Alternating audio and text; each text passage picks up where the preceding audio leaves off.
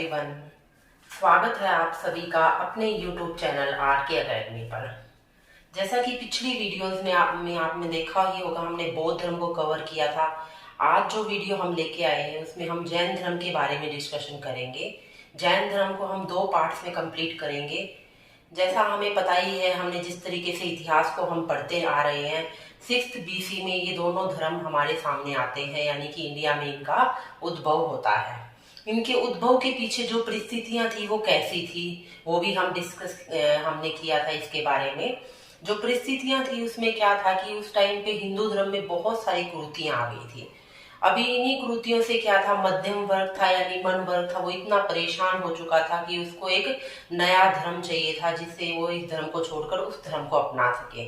और इसी क्रम में हमारे सामने आते हैं बौद्ध धर्म और जैन धर्म। तो पहले बौद्ध धर्म आया और उसके बाद क्या आता है, जैन धर्म आता है। दोनों के बीच में ज्यादा कोई डिफरेंस नहीं है, मतलब लगभग एक ही टाइम पीरियड के आसपास ये दोनों ही धर्मों का उद्भव होता है। कुछ साल का ही डिफरेंस है इनके बीच में।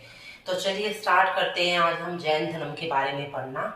तो देखिए जैन धर्म, सबसे पहले मैंने आपके सामने लिखा हुआ तीर्थंकर। पहले इस शब्द का ही अर्थ हम जानते हैं कि तीर्थंकर का मतलब क्या था। जो संस्थापक गुरु थे उनको तीर्थंकर कहा गया है जैन धर्म में। तो तीर्थंकर मैंने कितने बताए, पहले ही ऑब्जेक्टिव हमारा टाइप का क्वेश्चन बन जाता है कि जैन धर्म में कुल कितने तीर्थंकर हुए हैं। तो कितने तीर्थंकर हुए जैन धर्म में? 24 तीर्थंकर हुए हैं, जिनमें पहले तीर्थंकर कौन थे? ऋषभदेव, जिनको आदिनाथ भी बोल सकते हैं या वृषभनाथ भी बोला जाता है। तीनों ही एक के ही व्यक्ति के नाम थे, ऋषभदेव, आदिनाथ या वृषभनाथ। तीनों में से भी कोई भी आपके आंसर डाल के क्वेश्चन पूछा जा सकता है कि जैन धर्म के संस्थापक कौन थे। क्योंकि जो जैन धर्म था, हम कभी से पढ़ते आ रहे हैं कि जैन धर्म महावीर स्वामी ने इनके द्वारा इसका उद्भव हुआ था। लेकिन जैन धर्म काफी पहले से चला आ रहा था, लेकिन वो ज्यादा लोगों तक पहुंच नहीं पाया था। महावीर स्वामी के टाइम पे ज्यादा प्रसिद्ध होता है समाज में। तो जैन धर्म के पहले तीर्थंकर या जैन धर्म के संस्थापक कौन थे? ऋषभदेव, आदिनाथ या वृषभनाथ के नाम से हम इनको जानते हैं, पहले तीर्थंकर को। उसके बाद देखो, पहले से लेकर 22 के बीच में ज्यादा कोई तीर्थंकरों का जिक्र नहीं आता, ना उनके बारे में कहीं भी इतिहास में कोई वर्णन किया गया है। तो 22वें तीर्थंकर हम याद रखेंगे। 22वें तीर्थंकर थे अरिष्टनेमी। कौन से थे 22वें तीर्थंकर? अरिष्टनेमी थे, जो कि श्री कृष्ण के समकालीन माने जाते हैं। समकालीन मतलब जिस टाइम पीरियड में अरिष्टनेमी थे उसी टाइम पीरियड में श्री कृष्ण जी भी थे। तो अरिष्टनेमी को किसका समकालीन माना जाता है? श्री कृष्ण जी का समकालीन माना जाता है अरिष्टनेमी को, जो कि जैन धर्म के 22वें तीर्थंकर थे। अब 23वें तीर्थंकर कौन थे? पार्श्वनाथ। इनसे भी काफी क्वेश्चन पूछे जाते हैं कि जैन धर्म के 23वें तीर्थंकर कौन थे। तो 23वें तीर्थंकर थे पार्श्वनाथ। उन्होंने क्या किया कि जैन धर्म में 4 सिद्धांतों को ऐड किया था। जैन धर्म में के 4 सिद्धांत बताए थे। कौन कौन से? सत्य, अहिंसा, अस्त्य, अपरिग्रह। सत्य और अहिंसा का हमें मतलब पता ही। सत्य मतलब सच बोलना हो गया। अहिंसा मतलब किसी के ऊपर भी हिंसा न करना, चाहे वो फिजिकली हो या सोशली, किसी भी तरीके की हो सकती है। अस्त्य का मतलब है चोरी न करना। अस्त्य का मतलब क्या है? चोरी न करना अस्त्य है।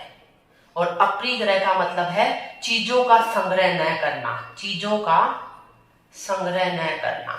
ठीक है, तो ये 4 सिद्धांत बताए हैं पार्श्वनाथ ने, जो कि 23वें तीर्थंकर थे जैन धर्म के। कौन कौन से?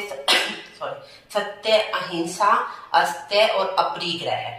उसके बाद हमारे 24वें नंबर के तीर्थंकर आते हैं, जिनका नाम था महावीर स्वामी।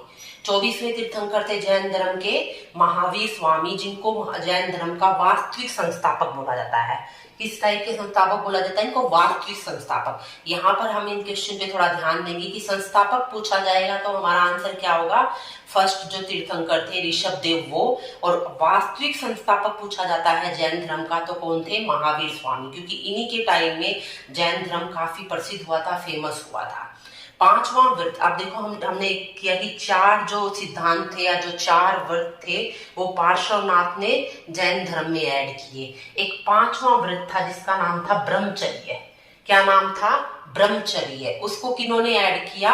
महावीर स्वामी ने जैन धर्म में ऐड कर दिया। तो इस तरीके से जैन धर्म के कितने व्रत निकल के आते हैं, कितने सिद्धांत निकल के आते हैं? 5 सिद्धांत, सत्य, अहिंसा, अपरिग्रह, अस्त्य और ब्रह्मचर्य, जिनमें पहले 4 जोड़े गए पार्श्वनाथ के द्वारा और 5वां व्रत जोड़ा गया महावीर स्वामी के द्वारा। इस तरीके से इनको पंच महाव्रत बोला जाता है।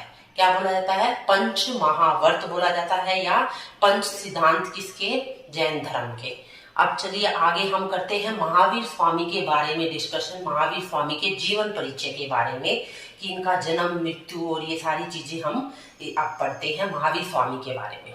तो महावीर स्वामी का जन्म होता है 540 बीसी में, 540 बीसी में या ईसा पूर्व में। कहां पर होता है? कुंड ग्राम वैशाली में, वैशाली कुंड ग्राम में जन्म होता है महावीर स्वामी का 540 बीसी में। अब देखिए, हम जब महावीर स्वामी के जीवन परिचय कर रहे हैं तो आपको मैंने बताया कि बौद्ध धर्म और जैन धर्म लगभग सेम टाइम पीरियड में आए थे। तो आप महात्मा बुद्ध और महावीर स्वामी के जीवन परिचय को अगर साथ साथ लेकर आप याद कर लेंगे तो दोनों के बीच में जो कंफ्यूजन अक्सर बच्चों को होता है वो आपको नहीं होगा और आपके सारे डाउट्स क्लियर हो जाएंगे। तो हम देखते हैं, महावीर स्वामी का जन्म होता है 540 बीसी में। कहां पर होता है? कुंड ग्राम वैशाली में। इसी तरीके से हमने महात्मा बुद्ध का किया था, उनका जन्म कब होता है? 563 बीसी में, ठीक है, और उनका जन्म हुआ था लुम्बिनी वन में। मृत्यु होती है महावीर स्वामी की 468 बीसी में, 468 बीसी में इनकी मृत्यु होती है। कहां पर? पावापुरी में। कितने वर्ष की आयु में? 72 वर्ष की आयु में पावापुरी में इनकी मृत्यु होती है। तो वहीं महात्मा बुद्ध की मृत्यु होती है 483 बीसी में, 80 वर्ष की आयु में, कुशीनगर में, ठीक है। तो दोनों को अगर आप साथ पढ़ेंगे तो डाउट आपके कहीं भी नहीं रहेंगे। बचपन, इनके बचपन का नाम, किनके बचपन का नाम? महावीर स्वामी के बचपन का नाम था वर्धमान और महात्मा बुद्ध के बचपन का नाम था सिद्धार्थ। महावीर स्वामी के पिता का नाम था सिद्धार्थ। यहाँ देखिए ये कंफ्यूजन होता है, इनके पिता का नाम क्या था? महावीर स्वामी के पिता का नाम सिद्धार्थ था। और जो कौन से कुल से संबंधित थे? ज्ञात्रिक वंश से या ज्ञात्रिक कुल से संबंधित थे। वहीं महात्मा बुद्ध के पिता का नाम शुद्धोदन था और वो शाक्य वंश से संबंधित थे। माता का नाम इनका त्रिशला है, महावीर स्वामी की माता का नाम त्रिशला है। पत्नी, इनकी पत्नी का नाम क्या है? यशोदा। वहीं अगर हम महात्मा बुद्ध का देखते हैं तो उनकी पत्नी का नाम क्या था? यशोधरा। सिर्फ थोड़ा सा ही नाम में अंतर है, याद रखेंगे। महावीर स्वामी की पत्नी का नाम यशोदा। पुत्री का नाम क्या है? अनोजा या प्रियदर्शनी। कोई भी दोनों में से कोई भी नाम इसका आ सकता है, अनोजा या प्रियदर्शनी। किनकी पुत्री का नाम था? महावीर स्वामी की पुत्री का नाम था। वहीं महात्मा बुद्ध को एक पुत्र की प्राप्ति हुई थी जिनका नाम क्या था? राहुल। गृह त्याग, इन्होंने गृह त्याग कितने वर्ष की आयु में किया था? 30 वर्ष की आयु में इन्होंने अपना घर त्याग दिया था, अपना घर छोड़ दिया था। वहीं महात्मा बुद्ध ने 29 वर्ष की आयु में अपना घर त्यागा था। महावीर स्वामी को ज्ञान की प्राप्ति होती है 12 वर्ष की तपस्या के बाद, यानी कि 30 वर्ष की आयु उन्होंने घर छोड़ दिया था और 12 वर्ष तपस्या करने के बाद 42 वर्ष की आयु में उनको ज्ञान की प्राप्ति होती है। और ज्ञान की प्राप्ति कहाँ होती है? रिजुपालिका नदी के तट पर।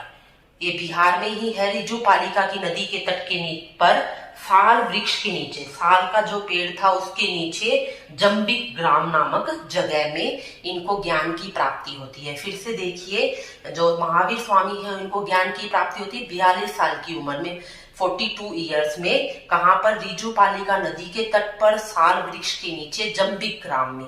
वहीं महात्मा बुद्ध 29 वर्ष की आयु में गृह त्याग करते हैं। 6 वर्ष की तपस्या के बाद 35 वर्ष की आयु में उनको ज्ञान की प्राप्ति होती। कहां पर? बोध गया में और पीपल के वृक्ष के नीचे। और नदी, किस नदी के तट पे हुई थी? उनको निरंजना नदी के तट पर उनको ज्ञान की प्राप्ति हुई थी। तो ध्यान रखेंगे दोनों के बीच में डिफरेंस।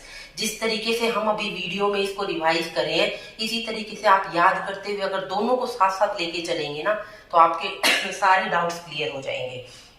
तो ज्ञान प्राप्ति के बाद महात्मा बुद्ध को क्या बोला गया? कैवल्य बोला गया। महात्मा बुद्ध को कैवल्य बोला गया ज्ञान प्राप्ति के बाद, यानी कि जैन धर्म में ज्ञान प्राप्ति करने के बाद उसको कैवल्य बोला जाता है। फिर इनका एक और नाम निकल के आया जिन। जिन का मतलब होता है विजेता। तो इनके शाब्दिक अर्थ पेपर में पूछ लिए जाते हैं कि जिन का शाब्दिक अर्थ क्या है, या जिन किससे संबंधित है, कौन से धर्म से। तो जिन जैन धर्म से संबंधित हो गया, और जिन का मतलब क्या होता है, विजेता। वही निग्रंथ भी बोला गया ज्ञान प्राप्ति के बाद। निग्रंथ का मतलब होता है बंधन रहित, यानी कि ज्ञान प्राप्ति के बाद वो इस तरीके से हो गए थे कि सारे सांसारिक बंधनों से उनको मुक्ति मिल गई थी। और ज्ञान प्राप्ति के बाद ही इनका नाम क्या पड़ा था, महावीर पड़ा था, क्योंकि इनके बचपन का नाम हमने किया वर्धमान था, और ज्ञान प्राप्ति के बाद इनको क्या कहा गया, महावीर कहा गया। वहीं महात्मा बुद्ध के बचपन का नाम सिद्धार्थ था, और ज्ञान प्राप्ति के बाद वो क्या, उनको पुकारा गया, बुद्ध बोला गया, यानी कि उन्होंने बुद्धत्व की प्राप्ति कर ली थी। तो ये चीज आप ध्यान रखेंगे कि इनको ज्ञान प्राप्ति के बाद कैवल्य, जिन, निग्रंथ और महावीर बोला गया। कहते हैं जब महावीर स्वामी को, जब ये गृह त्याग करने के बाद तपस्या की, तो तपस्या 12 वर्ष तक वो एक ही जोड़ी कपड़े में घूमते रहे। वो कपड़े मतलब बिल्कुल चिथड़े चिथड़े होके कपड़े उनके शरीर से अपने आप ही निकल गए थे, और उन्होंने कठोर तपस्या की और नग्नता को उन्होंने बढ़ावा दिया। यानी कि उन्होंने कहा कि दिशाएं ही हमारे वस्त्र हैं, इसीलिए इनको दिगंबर बोला जाता है। जो नग्न रहते हैं जैन धर्म के अनुयायी, उनको दिगंबर बोला जाता है। उन्होंने सांसारिक बंधनों से मुक्त होकर वो महावीर कहलाए, जिन कहलाए, कैवल्य कहलाए और निग्रंथ कहलाए। तो इस तरीके से हमने जैन धर्म में महावीर स्वामी के जीवन परिचय को अच्छे से पढ़ लिया है। अब हम जैन धर्म की जो उपदेश या शिक्षाएं थे उनको कर लेते हैं। फिर इस वीडियो में आपकी इतनी ही चीज हम कंप्लीट करेंगे।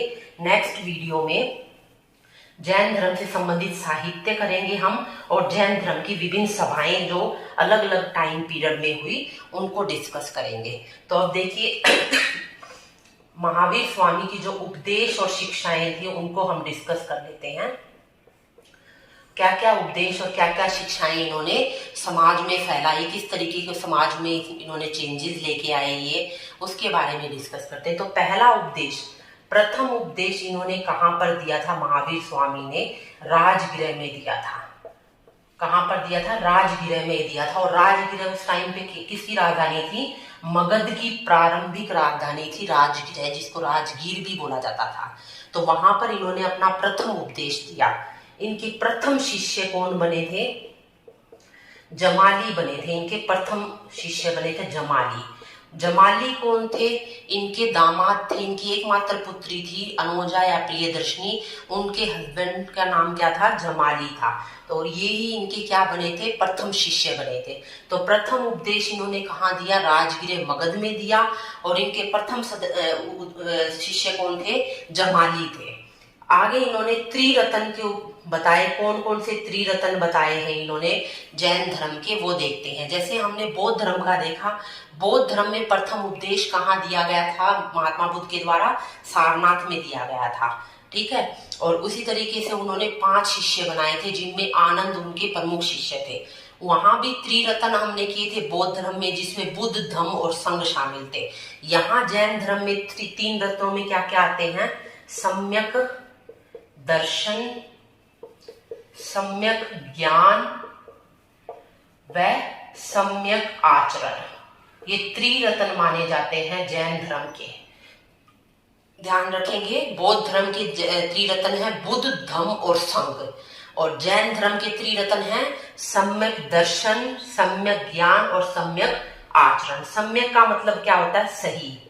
सही दर्शन मतलब सही विश्वास रखना, सही ज्ञान की प्राप्ति करना और सही आचरण करना, यानी कि स्थितियां कैसी भी हो, परिस्थितियां कैसी भी हो, आचरण को हमने अच्छा रखना है। उसी तरीके से 5 महाअनुवर्त बताए गए हैं। 5 महाअनुवर्त कौन कौन से बताए थे मैंने, सत्य, अहिंसा, अस्त्य, अपरिग्रह और ब्रह्मचर्य।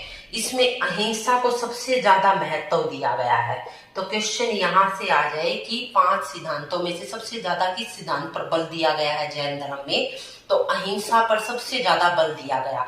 यही कारण था कि किसान जो वर्ग था वो जैन धर्म से दूर ही रहा। ज्यादातर व्यापारी वर्ग के जो बंदे थे उन्होंने जैन धर्म को अपनाया। क्योंकि जो किसान थे अपनी कृषि करने के टाइम पर, किसानी के टाइम पर कीड़े मकोड़े कहीं न कहीं उनकी हत्या होती थी। तो अहिंसा का मतलब यहाँ पर था किसी भी जीव पर किसी टाइप की हिंसा न करना। तो पंच महाअनुवर्त में जैन धर्म में सबसे ज्यादा महत्व किसको दिया गया? अहिंसा को दिया गया था। तो इस तरीके से जैन धर्म में इन्होंने अपने पंच महावर्त, त्रिरत्न, इन चीजों का इन्होंने फैलाया। फिर एक और क्वेश्चन बनता है स्यादवाद। स्यादवाद व अनेकांतवाद, ये क्वेश्चन कई बार आया हुआ है, मोस्ट इंपोर्टेंट क्वेश्चन है। अनेकांतवाद किससे संबंधित है? शायवाद या अनेकांतवाद किससे संबंधित है? तो शायवाद या अनेकांतवाद ये टर्म किससे संबंधित है? ये जैन धर्म से संबंधित एक टर्म है, जैन धर्म से संबंधित एक बात है, शायवाद या अनेकांतवाद। इसका मतलब क्या होता था कि आतंकवादियों और नास्तिकों के बीच का मार्ग। आतंकवादी कौन होते हैं? जो ईश्वर को मानते हैं, और नास्तिक कौन? जो ईश्वर को नहीं मानते। तो उनके बीच का मार्ग कौन लेके आए थे? जैन धर्म लेके आया था। तो इस क्वेश्चन को ध्यान रखेंगे, शायवाद या अनेकांतवाद किससे संबंधित है? जैन धर्म से संबंधित है। तो इस तरीके से आज की वीडियो में देखा हमने जो भी जैन धर्म से संबंधित पृष्ठभूमि थी, जीवन परिचय था, और महावीर स्वामी की शिक्षाएं और उपदेश थे, वो हमने डिस्कस किए हैं। नेक्स्ट वीडियो में हम साहित्य लेके आएंगे जैन धर्म का, साथ में ही इसकी जो सभाएं हुई थी वो करेंगे। तो होप सो आपको वीडियो अच्छा लगा होगा। पढ़ते रहें, सेफ रहें, खुश रहें। Thank you for watching this.